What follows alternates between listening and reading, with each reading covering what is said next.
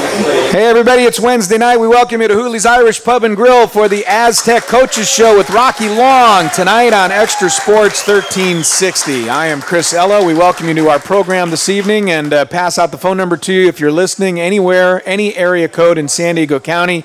You can call us 570-1360 if you have a question for Coach Rocky Long. And, of course, the gang here at Hooley's Irish Pub and Grill, thanks everybody for coming out. Hooley's the official sponsor of the Aztec Coaches Show. Home to the famous corned beef tacos, other award-winning menu items, and, of course, Wednesdays throughout the season right here at Hooley's in Grossmont Center. Coach Long is live on site for the show. We also want to thank our friends at Quality First Real Estate, San Diego's top real estate company. We can help you buy, sell, and manage San Diego real estate. When it comes to real estate, it's always Quality First. Click qualityfirstrealestate.com. How about a round of applause for the Aztecs head coach, Mr. Rocky Long?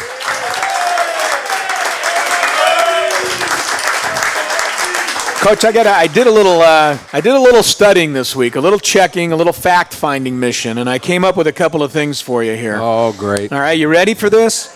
What do these teams have in common? The University of Tennessee last week put up 478 yards and 44 points. Akron University put up 629 yards and 49 points. Virginia put up 625 yards of offense. North Carolina State put up 664 yards of offense last week, and Baylor put up 700 yards of offense and scored 63 points. What do those five schools have in common? They all lost, I'm sure. They all lost, despite those unbelievable offensive numbers. And, of course, you guys are coming off of a game against Fresno State in which you put up 40 points, and you too lost. And it just seems to be the theme right now in college football, where defenses are just being overmatched by these spread offenses. We have been talking about it, you and I, for the last several weeks, and it was really on display last week in Fresno, and it was just tough for you guys to get a handle on it. Yeah, I mean, other people are having troubles with it too. The teams that aren't having troubles with it, they're really good in the defensive line. They have dominant defensive linemen, so they get a good or decent pass rush with four guys. And if you can get a good pass rush with four guys against these spread offenses, and then you can do all kinds of fancy things with coverages that make it hard for the quarterback to read the coverage. He's not as sure where to throw it. He throws it the wrong place, he throws it bad, or he throws it where they can't catch it sometimes because he's confused with the coverage because he doesn't have enough time to analyze where to throw the ball. Now, so the teams that have a dominant defensive line, they're playing the spread offenses really well. I mean, if you want to watch pro football, it's exactly the same thing in pro football because more and more pro football teams are starting to run the spread. Yep. You know, and if you don't have a dominant defensive line, they're having troubles too. New England went to the spread. Now, they use tight ends, not wide receivers, but they went to a spread offense, scored 45 points on the Buffalo Bills in the second half. Yeah. I mean, so if you don't have a dominant defensive line, you have to be unbelievably good in the secondary, or you're going to struggle with teams that have skill at wide receiver and a decent quarterback. And there's no question that Fresno State had a decent, probably a better than decent quarterback. We talked about Derek Carr last week, probably has an NFL future. He played very well. You guys made a lot of big plays in that football game, though, last Saturday night. And in talking to you on Monday, you were pretty pleased with how you guys played for some of that game. It wasn't just a start-to-finish 60-minute deal. You guys did a lot of things very well. You made some big plays on defense. Eric Pinkins had a pick six for a touchdown. Leon McFadden had an amazing 96-yard touchdown on a pick six. You guys got out to a 14-0 lead, a 21-7 lead. You had a little bit of a handle on their offense for a while, so you have to be somewhat feeling a little bit optimistic about some of what you're seeing. You just want to see it a little bit longer. Well, I don't know if I'm optimistic, but after you give up that many yards throwing, I mean, sometimes you get a little shaky, and I think that's our biggest problem right now. I thought the defense came out with a renewed enthusiasm and played really, really hard, and made some big plays. I mean, we also caused two fumbles that ended up touchdowns. Our offense had a short field, and they went and scored touchdowns.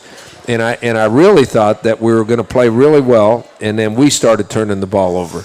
And we gave them short fields 2 or 3 times, and they threw 3 or 4 passes, and they were touchdowns, and all of a sudden our confidence level went right down the tubes.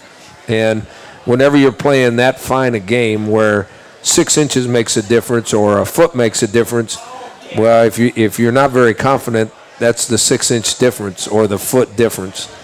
And I think I think our poor DBs are lacking confidence right now. I mean, so we're still in the same boat. We either got our defensive line has to get better, and we can get a rush with 4 guys, and then we can play some fancy coverages and give the DBs help, or we're going to have to blitz them.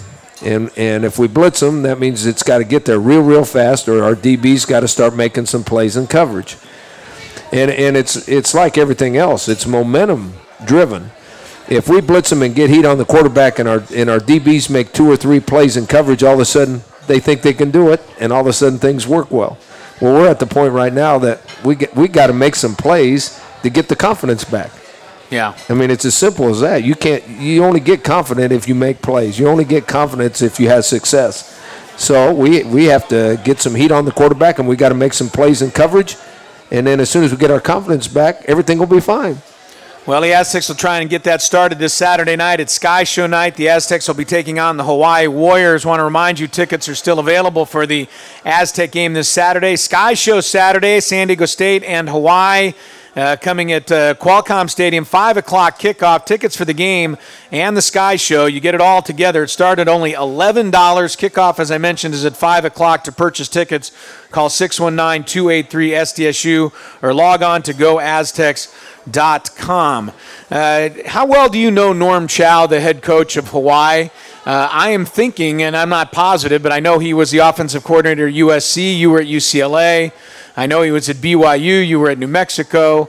How many times have you matched wits over the years with Norm Chow, with him calling offensive plays and you calling defensive plays? I'm just curious. Or have you guys ever matched up before? No, we've matched up a few times through, but I don't know how many. I mean, it's been more than just a few. I mean, I think he was at BYU for 20-something years.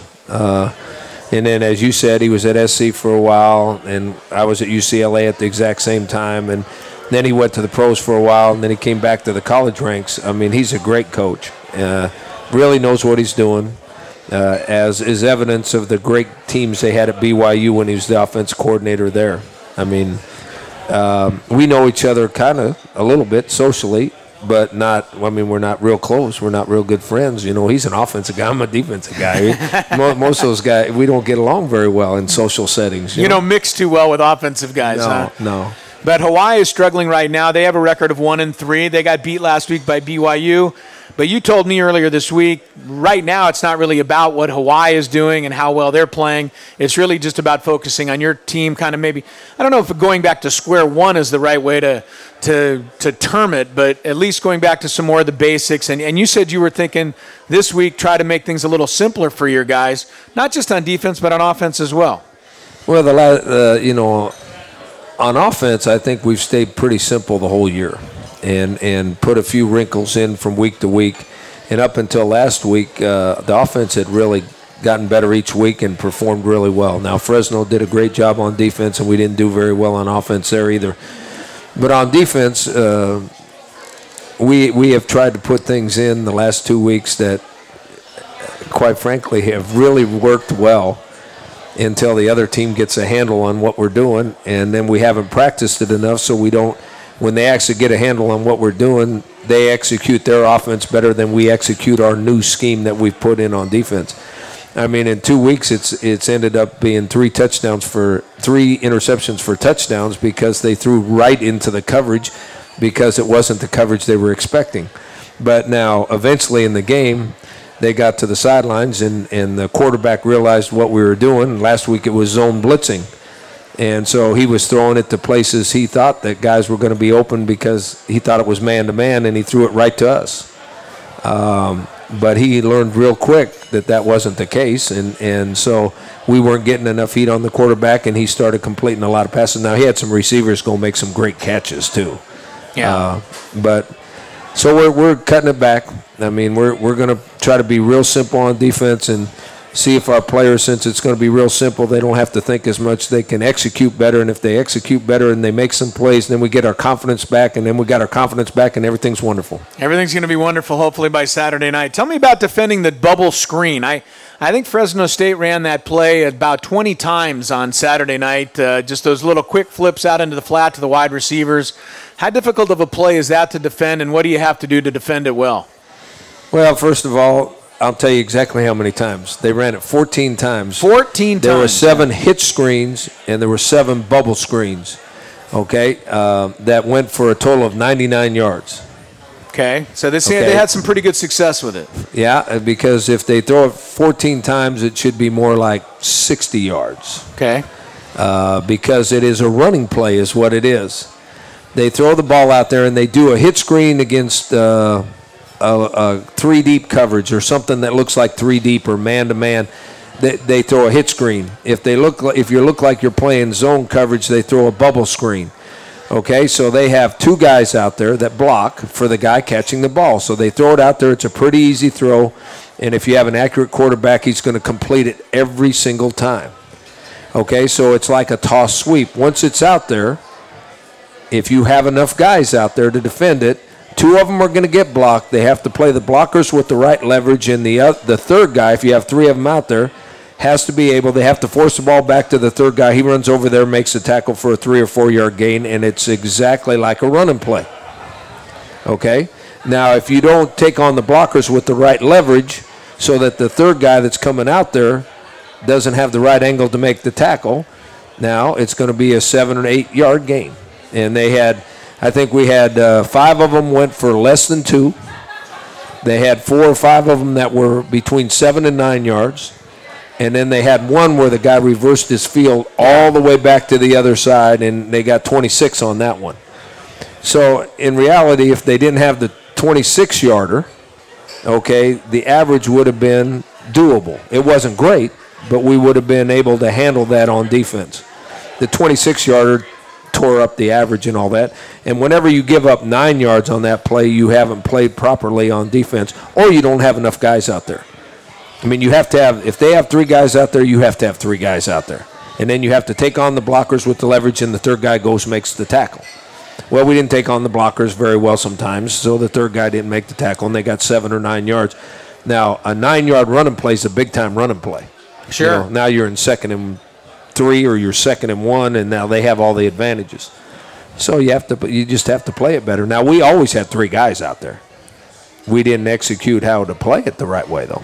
All right, so that's the bubble screen, and that's one of the things that I thought was a factor in the game. I thought one of the other things that they did very well, and maybe you can touch on this, was not stop your running game. Nobody has completely stopped it. You guys still had 179 yards rushing, but 67 of that was on a scramble by Ryan Katz. They were able to hold Mwema to 64 yards and Walter Casey to 30 yards. I thought that was a big difference in the ball game. You guys did not get your normal production from your 2 running backs. What did Fresno State do well, or what did you guys not do so well in that area? Well, I think that Fresno State ran a scheme. They got enough guys close to the line of scrimmage that it was hard to run the ball. But you're still able to run the ball if you block it correctly with the right techniques and get bodies on bodies. And then if you have good running backs, they find seams and go. They won the battle up front. They defeated blockers better than we blocked them. It was as simple as that. And our whole, not our whole passing game, but the majority of our passing game is based on being able to run the ball so that you keep heat off your quarterback. If you're able to run the ball, the quarterback can sit back there very comfortable and pick out receivers and throw it. If you can't run the ball effectively in our offense, if you can't run the ball effectively, all of a sudden now the defensive lineman can get after it, and they had a pretty good defensive line. They can get after it, and they put pressure on the quarterback, and they sacked our quarterback 5 times. So if you look at the game, whether you run the spread or not, if you don't at least hold your own at the line of scrimmage, you're going to lose. We didn't hold our own on offense at the line of scrimmage. We're not getting enough pressure on defense with the 4-man rush, so we lost the battle on both offense and defense at the line of scrimmage. Now, if you can play even at the line of scrimmage, okay, now the skill guys become involved. Now the skilled players, the ones that execute the best, win the game.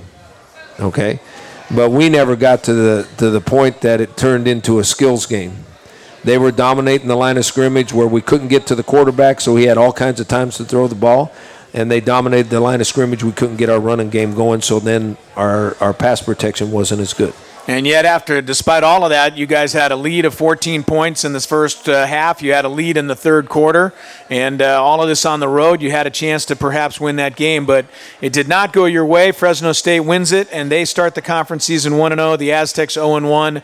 2-3 overall, but hoping to get back to the 500 mark this Saturday night against Hawaii. When we come back on the Aztec Football Coaches Show with Rocky Long, we'll take a look ahead to this Saturday night's game against the Hawaii Warriors. Also ahead on our program, we'll get some questions from you folks here at Hooley's Irish Pub and Grill, so get your questions ready for Coach Rocky Long. If you'd like to join us on the phones, you may do so as well at 570-1360. It's the Aztec Coaches Show from Hooley's Irish Pub and Grill tonight on Extra Sports 1360.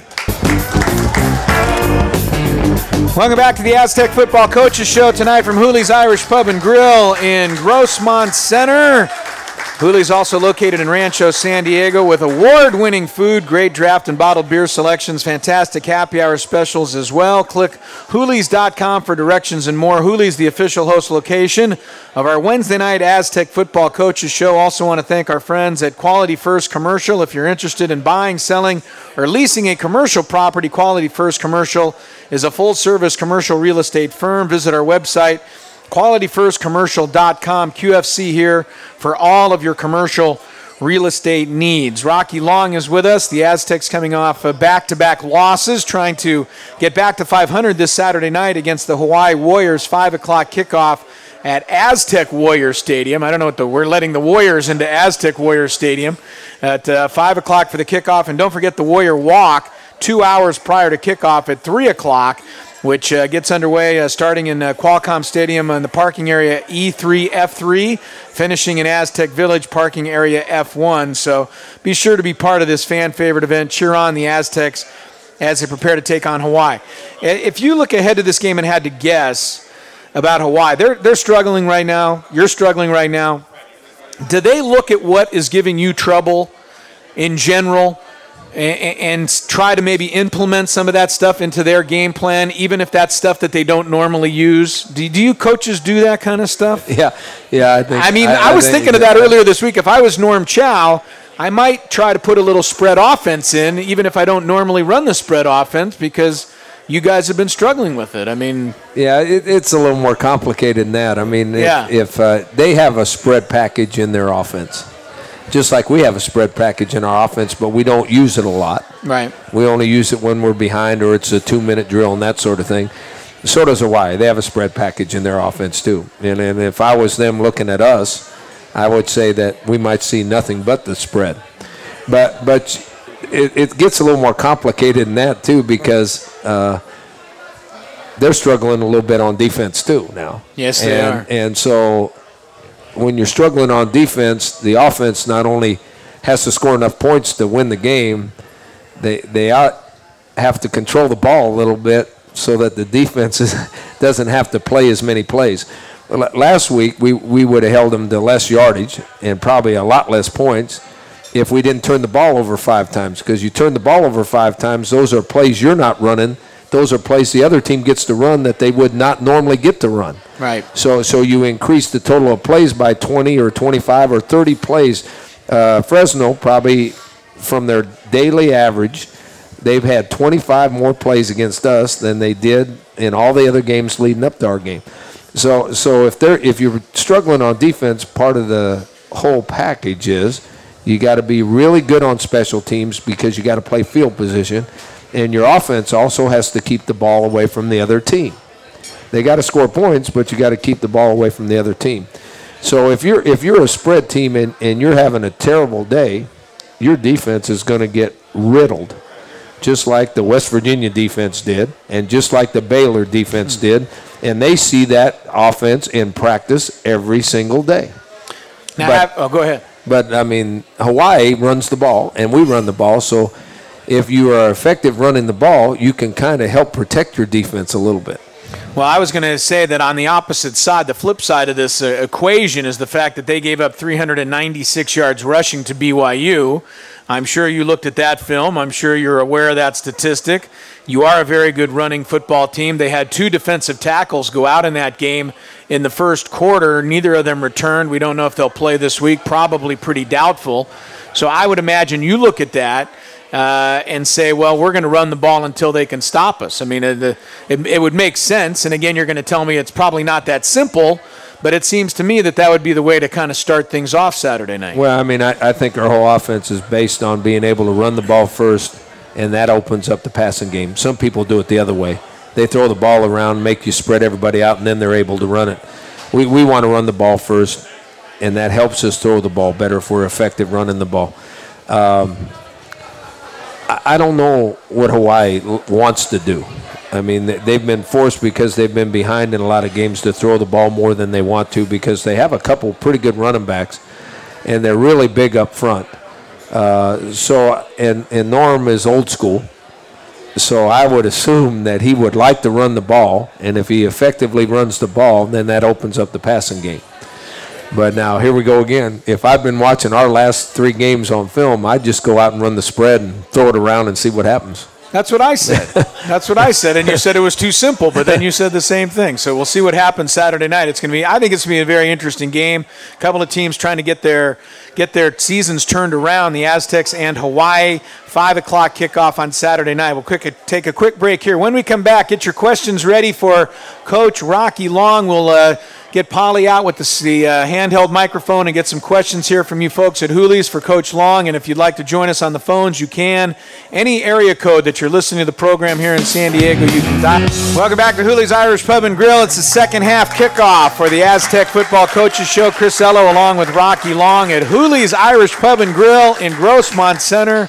Great crowd in here tonight. Thanks to everybody who came on out after the Aztecs say, hey, we lose a couple ball games in a row, but you fans are right here, ready to go and get back to 500 this weekend against Hawaii and then take it from there. Last year, you were 4-3 at one point and still finished up 8-4. So I don't see why we can't win a couple games, get back to 4-3, and then finish up 8-4 again, right? I mean, you got to keep things positive. Right? I mean, how much psychological work are you doing right now with this football team? I mean, because that can be the toughest deal of all. As you said, working with young kids, they get a little down on themselves and they forget how good they are. Well, I think the biggest problem right now, I've already mentioned it, is a confidence factor, especially with our defensive players. Yeah. And I still believe we have enough athletes there to play well on defense. We haven't played well on defense in a while. And we need to play well, and if we play well on defense in this game, we'll probably play well the rest of the year. I mean, we're one of those teams that it's purely a momentum issue. If you get on a roll, you'll play well and you'll win the games you're supposed to. You might even win a couple that you're not supposed to. But until you get on a roll or until you get the momentum going in your favor, you go into games wondering what's going to happen. And I think the biggest factor right now is confidence of our players on defense because of what has happened to them the last couple weeks especially. And I don't know how. I mean, you work with them and you try to get them back and all that stuff, but a lot of that has to be on their own, and a lot of it has to be that they have to go out and play well. Well, hopefully they'll start on Saturday night against Hawaii. I know we've talked about Leon McFadden so much in the past, but I just was wondering if you could just talk about his play right now in the midst of what's going on. I know he got beat for a touchdown pass the other night. I don't know if there was a mess up in coverage there because it's pretty rare when I look up and I see a receiver a couple of yards behind Leon running down the sidelines. But then he has a 96-yard interception return. He's got 2 pick sixes for you this year. He's got 3 in his career, which is 1 short of the all-time Aztec record. So you talked about him at the beginning of the season, potential to go on into the NFL. Has anything changed in your mind, and is he having the kind of season that you think he can have? Yeah, I think he's playing really well, and I think that he'll be rewarded for it at the end of the year. I think he'll be drafted fairly high, and I think he'll have a long NFL career. The best thing about him is he's a team guy. I mean, the one that they threw over the top when he was in a trail position, he was supposed to have a deep half safety over there helping him. Yeah. Now he got beat later on. It was down by the goal line, and it's a funny thing because coaches are really smart. When you play man-to-man coverage, somehow they run into a guy covering another guy and that sort of thing. And so as a defensive back, a lot of times you have to, we call them combos and three-ways and all that stuff. When they get in a position where they might pick you off, you combo it, or I got the guy inside, you got the guy outside. Well, as soon as you start comboing, as soon as they break two of them out or two of them in, one guy's in a trail position. So he got beat on another play that we comboed the two receivers. Both of them broke in, and he was in a trail position on the in route.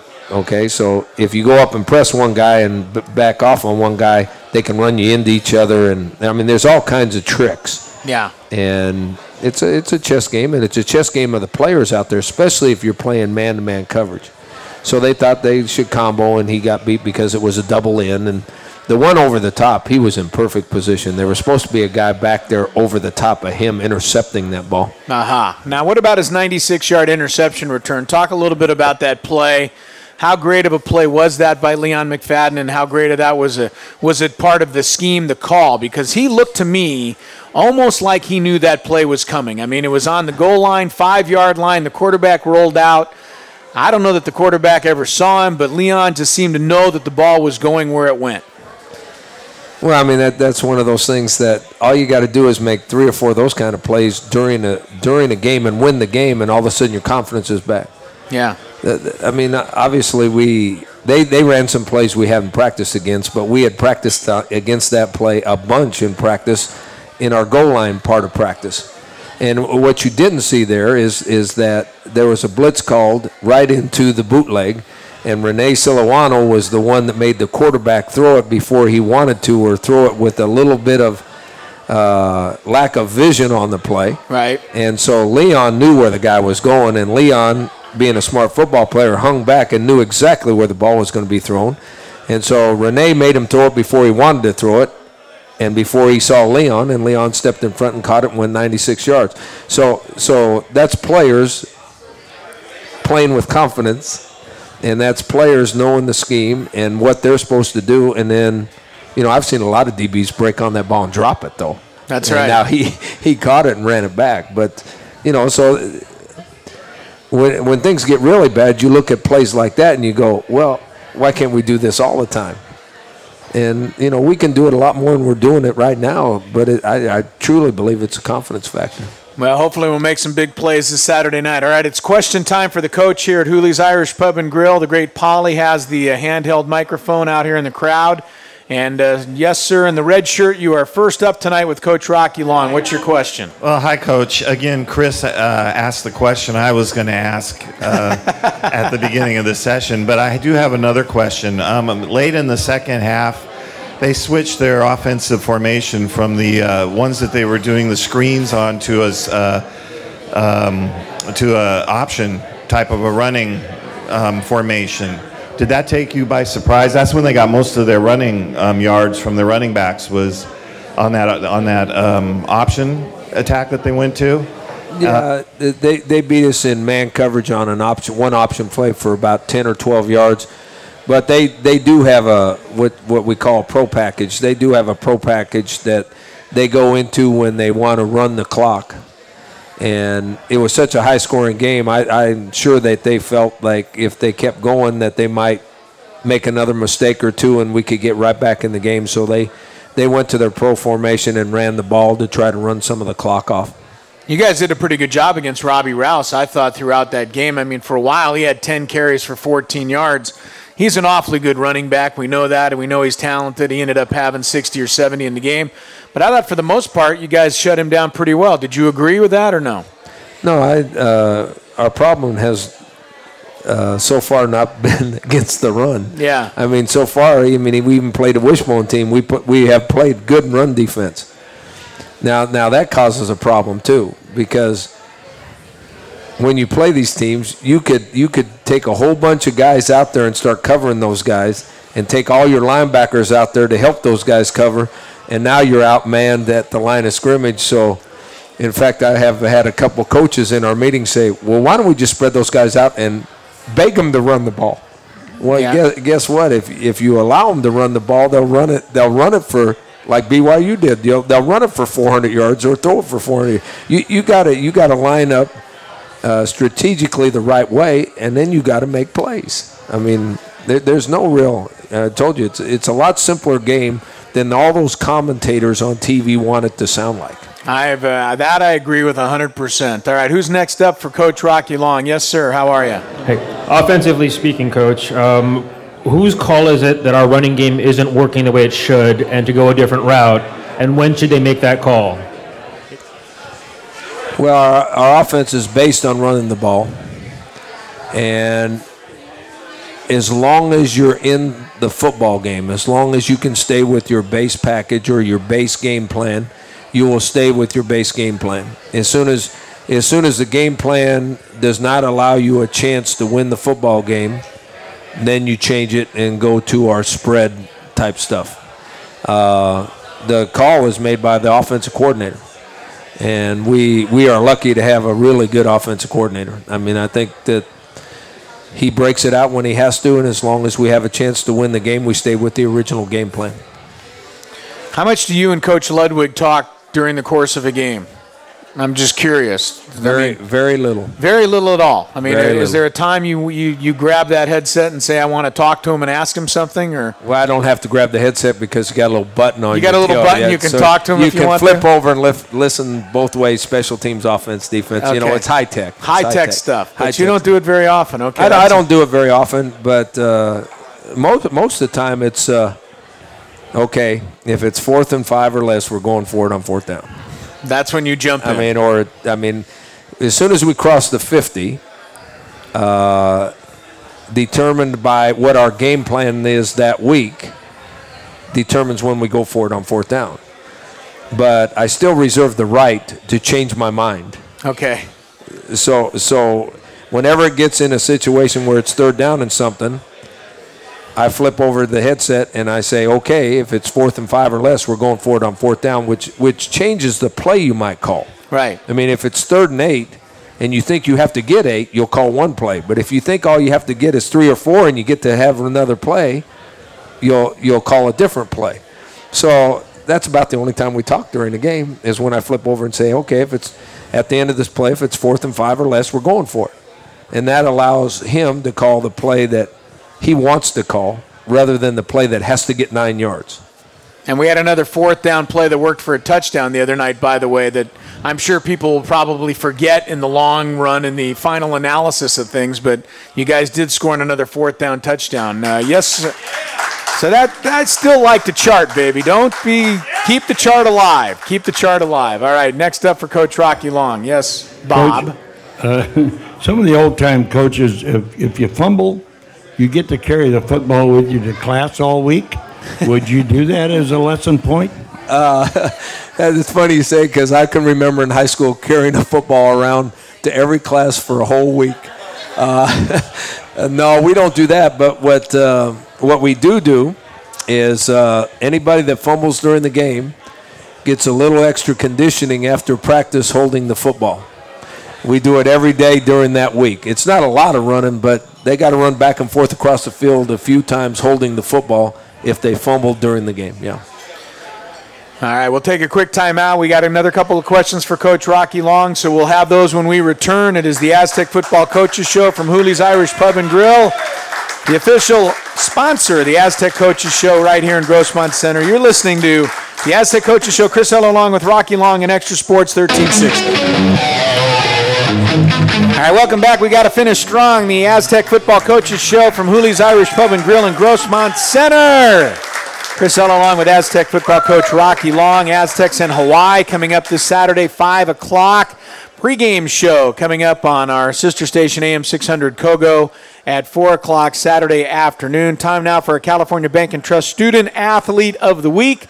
California Bank and Trust proud to recognize San Diego State's outstanding student athletes. And this week's California Bank and Trust Student Athlete of the Week is women's swimming star Michaela Macklin. Last Saturday, Michaela led the Aztecs to victory over UNLV as she captured first place in the 200-meter butterfly, 200-meter breaststroke, and the 200-meter individual medley. You do any of that stuff, Coach? Breaststroke, butterfly, none of that stuff? No. The Aztecs took first and second place in another 200-meter medley, with Michaela's team finishing only 0.35 seconds behind another Aztec foursome that took first place. Last year, she was involved in 3 events that recorded all-time SDSU records and was named Mountain West Scholar Athlete and a member of the All-Academic Team. Michaela was born in Auburn, California. She is majoring in public relations. Congratulations to Michaela Macklin, this week's California Bank and Trust Student Athlete of the Week. All right, we have a couple more questions here at Hooley's Irish Pub and Grill for Coach Rocky Long. Yes, ma'am. How are you this evening? Hey, Rocky. Yes, ma'am. Looking forward to the game Saturday night. And why isn't a football player ever the student athlete of the week? You guys got to do something about that. We had one last week. Nat Burhay was student athlete of the week last week. You got Okay. 2 weeks ago. I've got 2 weeks ago, Nat was. So Okay. we've had a couple. Just kidding. Got another question. Was it strategic or economic that you took a bus up to Fresno and flew back? Oh, it was economics. The bus saves you $40,000 or $50,000 from a charter airplane. We flew back so that our players were back in time. I mean, we got home at 2 o'clock in the morning so that they could be ready for school on Monday. That's why we flew back. We probably should have bussed back the way we played. The bus ride up was a lot of fun, though, Coach. I enjoyed it. Okay, go ahead. Yeah, for Coach Rocky Long. First of all, hail Montezuma. With a lot of coming off a couple tough losses, watching a week where Miles Burris chases down, Ronnie Hillman. We've got a great individual talent on our team: Escobar, Casey, McFadden. Going to the Big East, what kind of impact does that have on recruiting? And have you seen a lot of interest in the program? We have received more interest in the program since we're going to the Big East. We're recruiting some kids that wouldn't have talked to us before. It is yet to be seen whether they're actually going to sign with us or not. That'll come out sometime in February, the first Wednesday in February signing date. But we have had more interest. People are excited. I mean, young people that we're recruiting are excited about the move and the possibility of being in a BCS bowl and all those sort of things. So we're getting more interest. Whether we can actually sign them or not, that's yet to be seen.